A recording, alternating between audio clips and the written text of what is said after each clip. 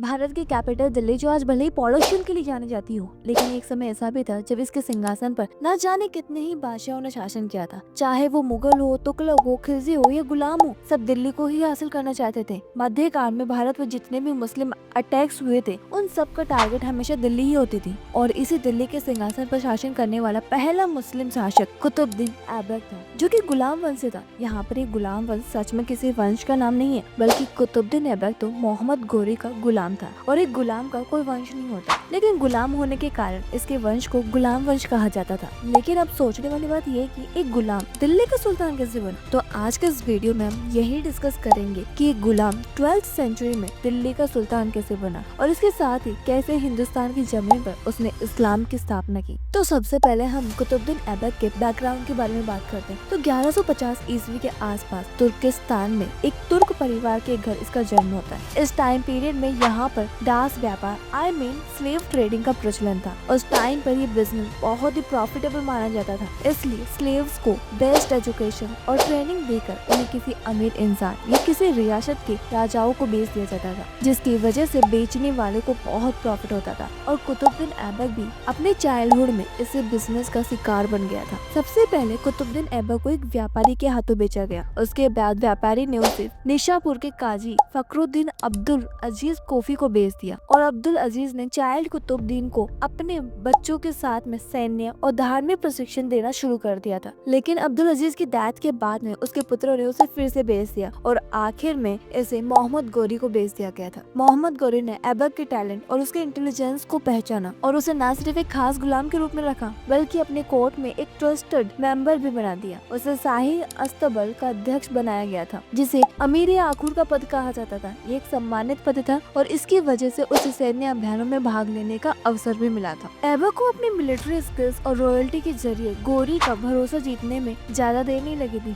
अब गोरी कुतुबुद्दीन ऐबक को अपने हर एक कंपेनियन में अपने साथ लेकर जाता था। 12th सेंचुरी के दौरान गौर साम्राज्य, जो कि करंटली अफगानिस्तान में, उसका सुल्तान गियासुद्दीन गोरी था, जो कि मोहम्मद गोरी का बड़ा भाई था। और अपने बड़े भाई के ऑर्डर पर मोहम्मद गोरी ने भारत के लिए कैंपेन चलाए और भारतीय उपमहाद्वीप पर गोरी साम्राज्य का विस्तार करना शुरू किया। गोरी ने भारत पर अपना पहला आक्रमण 1175 में मुल्तान पर किया था। उसके बाद उसने 1178 में गुजरात के शासक भीम द्वितीय पर अपना दूसरा आक्रमण किया था, किंतु मोहम्मद गोरी भीम द्वितीय से बुरी तरह से हार गया था। और इन सभी अभियानों में कुतुबुद्दीन ऐबक उसके साथ में था। और इनके अलावा 12th सेंचुरी का सबसे important event battle of Tarain थी, जिसने भारत के इतिहास को ही बदल कर रख लिया था, क्योंकि ये बैटल मोहम्मद गोरी और पृथ्वीराज चौहान के बीच में हुई थी। पृथ्वीराज चौहान 12th सेंचुरी में नॉर्थ इंडिया का सबसे बड़ा और ताकतवर हिंदू सम्राट था, जिसके बारे में हम डिटेल में कभी किसी और वीडियो में बात करेंगे, क्योंकि पृथ्वीराज चौहान एक बहुत बड़ा और इंटरेस्टिंग टॉपिक है, जो कि यहाँ पर कवर करना इम्पॉसिबल है। और अगर आप चाहते हैं कि मैं पृथ्वीराज चौहान पर डिटेल में कभी कोई वीडियो बनाऊं, तो आप कमेंट सेक्शन में कमेंट करके बता सकते हैं। और अब हम हमारे टॉपिक पर आते हैं। 1191 में 1191 में तराइन के फर्स्ट बैटल में तो पृथ्वीराज चौहान ने मोहम्मद गोरी को हरा दिया था। लेकिन अगले ही साल 1192 में तराइन के सेकंड बैटल में मोहम्मद गोरी ने छल का प्रयोग करके पृथ्वीराज चौहान को हरा दिया था। और यहाँ पर कुतुबुद्दीन ऐबक का इस बैटल में एक बहुत बड़ा रोल था। ऐबक ने मोहम्मद गोरी की आर्मी को ऑर्गेनाइज किया था। यह एक ऐसी विक्ट्री थी जिसने इस्लामिक रूल का एक नया एरा हिंदुस्तान में शुरू कर दिया था। इस युद्ध के बाद राजपूत राजा पृथ्वीराज चौहान को बंदी बनाने के बाद ऐबक को भारतीय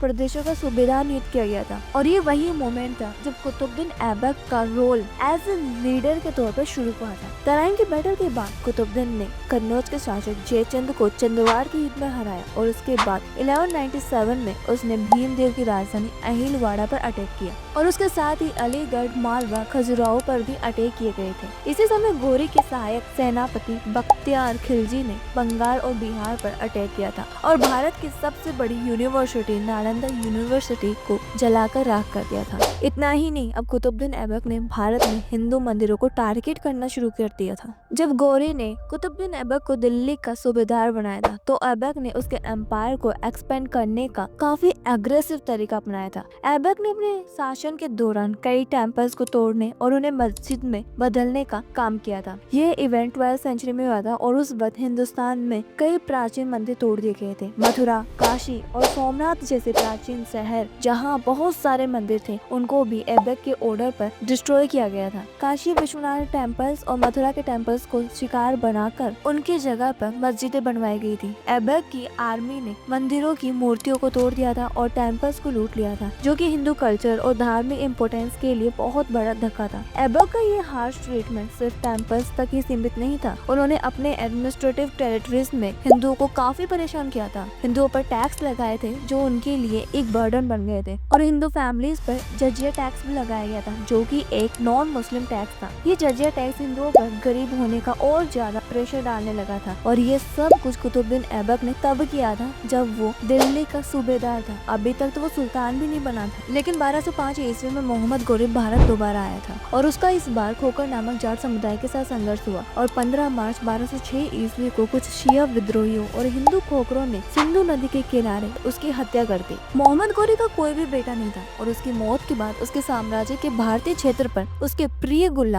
कुतुबुद्दीन ऐबक ने अपने आप को दिल्ली सल्तनत का सुल्तान घोषित कर दिया। अब 1206 ईस्वी में जब ऐबक ने अपने आप को सुल्तान ऑफ दिल्ली डिक्लेयर किया, उसके बाद टैक्स और भी ज्यादा स्ट्रिक्ट हो गए थे। दिल्ली सल्तनत के एक्सपेंशन के दौरान ऐबक ने अपने एम्पायर में काफी न्यू इकोनॉमिक्स पॉलिसीज इम्प्लीमेंट की थी, जो मेनली मुस्लिम एलाइट्स को फायदा देती थी और हिंदुओं को फाइनेंशियली बर्डन का सामना करना पड़ता था। ऐबक का ये फाइनेंशियल डिसीजन हिंदू कम्युनिटी के लिए एक चैलेंज था, जिसमें उन्हें अपनी बेसिक जरूरी चीजों के लिए भी काफी स्ट्रगल करना पड़ता था। ऐबक का बिहेवियर हिंदुओं के लिए और मुस्लिमों के लिए एकदम डिफरेंट था। जैसे कि मुस्लिमों के लिए उसने अपने एम्पायर में रिलीजियस फ्रीडम प्रोवाइड की थी और उनका फोकस उनके डेवलपमेंट पर था। ऐबक ने इस्लामिक स्ट्रक्चर को सपोर्ट किया था और मुस्लिम स्कॉलर्स को इनकरेज किया था। उन्होंने मदरसा और मस्जिदें भी बनवाई थी और इस्लामिक एजुकेशन को प्रमोट किया गया था। लेकिन वहीं दूसरी ओर उसका व्यवहार हिंदुओं के लिए बिल्कुल अलग था, जहाँ एक तरफ उन्होंने हिंदुओं को अपने एम्पायर के इम्पोर्टेंट एडमिनिस्ट्रेटिव रोल्स में काम करने का मौका दिया था, लेकिन वहीं दूसरी तरफ उसने हिंदुओं पर इतने ज्यादा टैक्स लगा दिए थे कि वह अफोर्ड नहीं कर पा रहे थे,